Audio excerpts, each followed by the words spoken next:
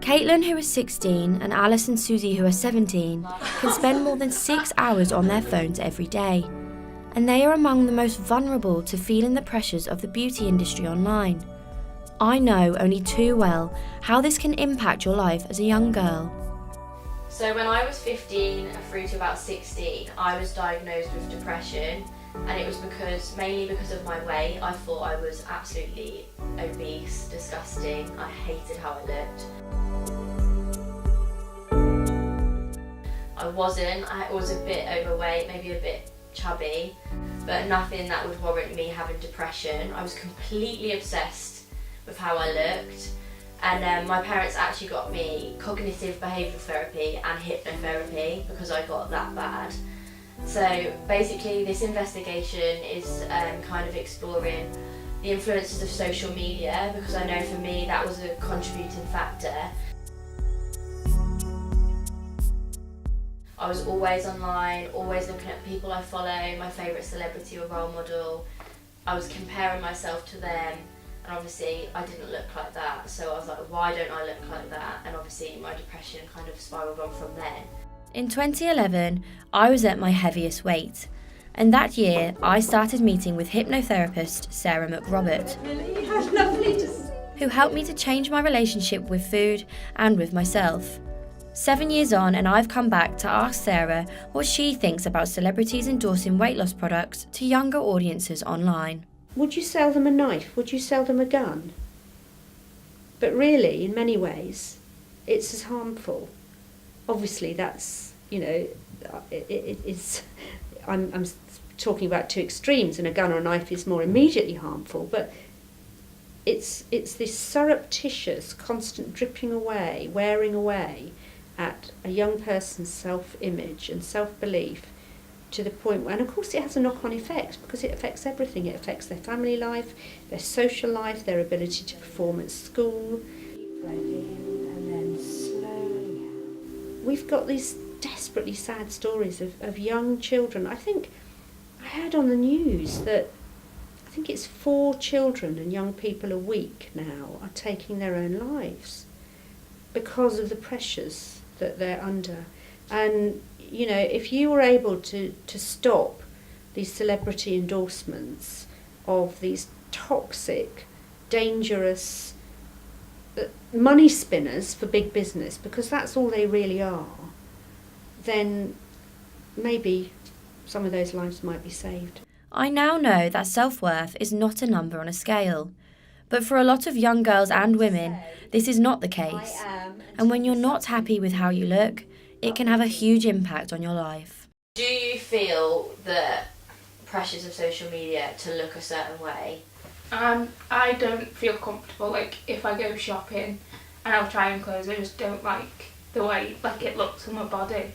And I just feel uncomfortable whenever it does happen. So I think it does have a big impact on people when you see it on the model and they look perfect, but then when you it doesn't look the same way.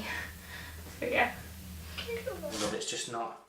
We have seen the negative effects it can have on our mental health. So now I want to know, will these weight loss products actually help you to lose weight? I met with expert nutritionist Shane Nugent, owner of SGen Nutrition, who's educating thousands of people around the world, specifically focusing on weight loss. So in answer to the question, yes, they do work. A lot of them do work, but that's not what people are. That's not the purpose that they're taking it for. You're not an athlete trying to make a number on some scales. That's nothing to do with a number on the scales. It's to do with people's image and their body composition and their body fat levels, and also it should really be about health and things like that. And I know that's boring, so people aren't really interested in that stuff. But generally improving, going from, let's say, a vastly overweight position to somebody that's what you would deem in shape or confident and happy with their body and fitter and healthier. All the health stuff comes along with that anyway, so we're happy to help with that. But yeah, the supplements are really a struggle to recommend, because yes, they do work if you want to lose lots of weight in a week, but why? That's not what you're trying to achieve. That's not going to help you for decades. It's going to help you for a week, and then you put that back on because you just lost water and substances within your gut and things like that. you know, if that's weight loss you want, you know, fair enough. Maybe if it's safe, go for it. But 99.9% of people do not need those supplements. It's as simple as that. It's highly unlikely that celebrities achieve their perfect bodies by only using whatever weight loss tea, shake, pill, or lolly they're advertising. So why are we led to believe this? I travelled to Aberdeen to visit Dr. Sam Robson, who runs her very own holistic weight loss clinic. She condemns these products, but most of all, the detox teas. When I was 19, I believed that there were detox teas that worked. I tried them and they didn't. And I thought, I'm not doing it right. And it never occurred to me that the celebrity promoting the detox tea might not be telling the truth. I wanted to believe it. And I see people all the time who are telling me about, you know, oh, I've tried this tea, I've tried this juicing diet or something.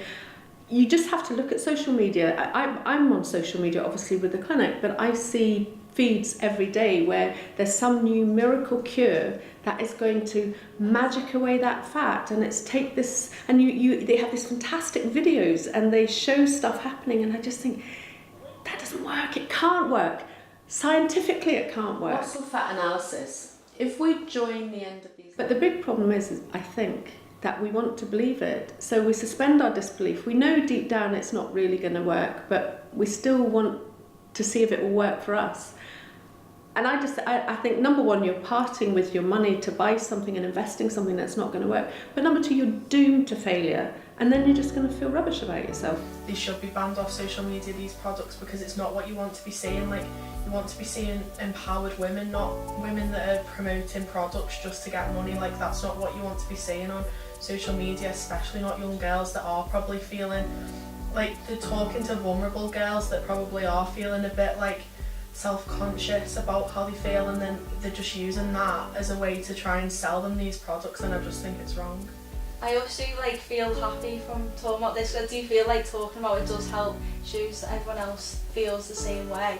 And you know, sometimes when you're feeling a certain way about yourself, you think I'm the only one that feels this way. But having people around you and the fact that we all feel the same way is a nice thing, and you can all help each other. I think it's always been a topic I'm definitely not comfortable talking about, so I'm kind of glad I did this. Because even with my sister, I've never really talked to her about it personally, and I feel like I could now, because it's something I've kind of get out of me. Oh,